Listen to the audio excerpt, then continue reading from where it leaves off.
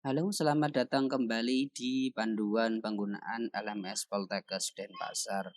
Pada sesi ini, kita akan membahas manajemen kategori kursus. Kenapa kategori ini penting?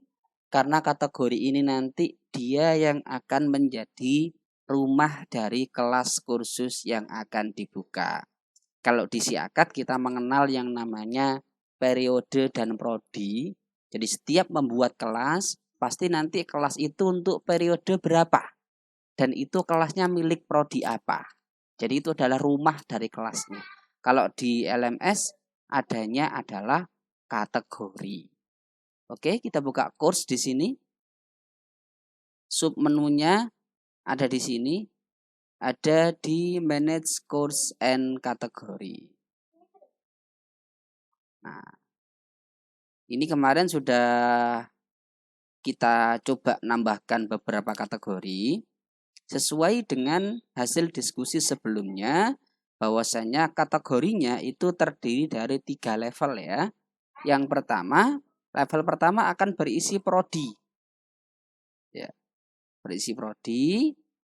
Kemudian level kedua berisi periode akademiknya. Jadi ini adalah kategori untuk prodi keperawatan periode akademik genap 2022. Dan di dalam sini masih ada subkategori yang berisi semester. Ada semester 2, semester 4, semester 6 dan semester 8.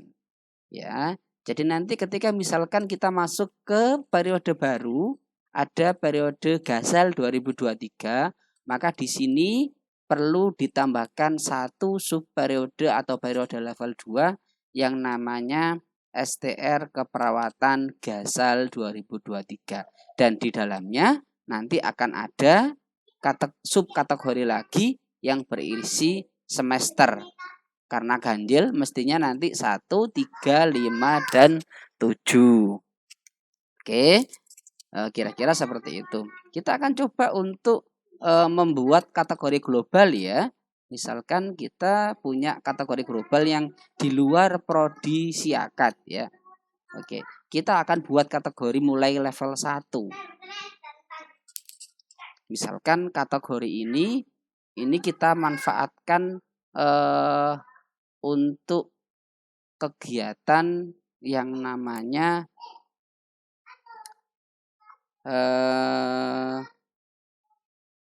kursus kedokteran gitu ya. Oke, kita bisa tambahkan ID number di sini sebagai identitas, tapi ini tidak wajib ya. Misalkan seperti ini, boleh ditambahkan deskripsi, tapi saya percepat aja, kita create kategorinya. Oke. Oh sorry, tadi kita salah ambil ya. Ternyata kursus kedokteran kita ambil di subnya kategori 1. Kita coba ulangi prosesnya. Ya. Kita pastikan pairnya tidak ada ya. Kalau memang itu kategori pertama atau kategori level 1, pastikan pairnya tidak ada. Ini tadi kita pairnya kategori 1. Oke, kita tanpa parent.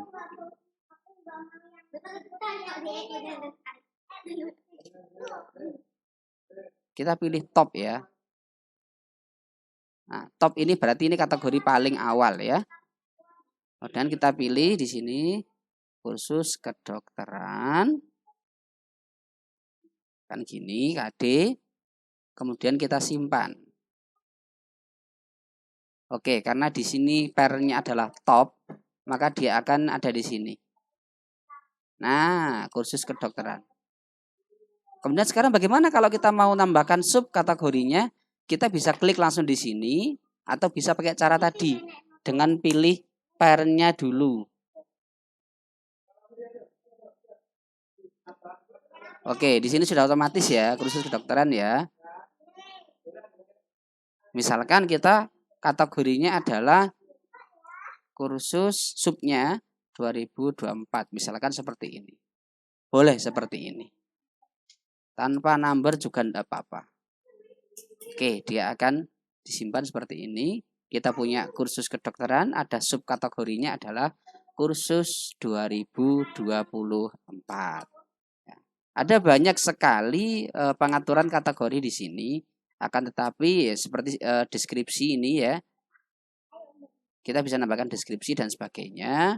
Akan tapi tadi karena kita tutorial singkat aja, nanti bisa disesuaikan. Nah, bagaimana kemudian dengan kategori yang ada di siakat?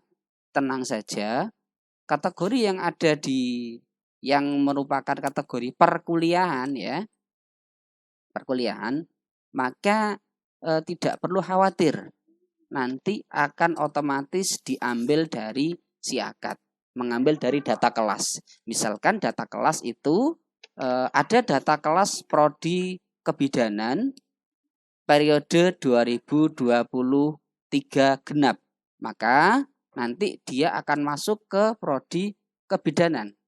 Misalkan seperti ini, D3 kebidanan, periodenya ini. Nah, nanti di sini akan ada semester dan di dalam semester akan ada kelasnya atau kursnya.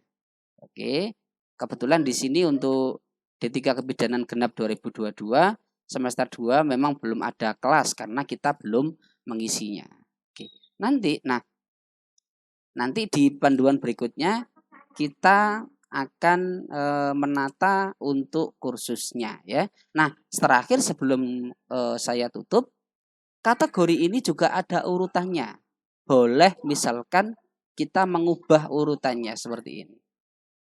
Ya, boleh. Bisa seperti ini jika memang perlu untuk diubah urutannya. Bisa naik, bisa turun ya.